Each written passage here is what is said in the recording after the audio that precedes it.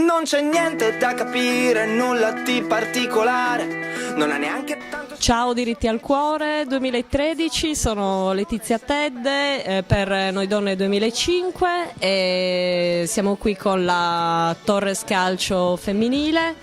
in particolare con Niki Matarazzo che è centrale della Torres, qui da settembre è arrivata dal Canada. Vogliamo parlare di donne e in particolare partiamo da un tema che comunque la Torres femminile ha già trattato e sul quale si è dimostrato sensibile,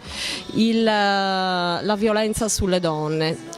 Vorrei sapere da te se pensi che violenza sulle donne possa essere anche il silenzio, possa realizzarsi anche attraverso la negazione e il silenzio di quello che le donne fanno. Allora,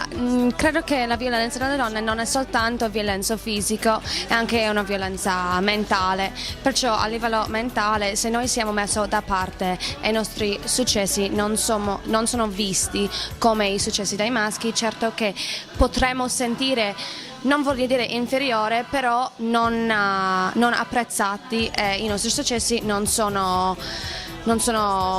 visti nella società. Pensi che sia ancora utile essere testimonial di eventi come il nostro Diritti al Cuore,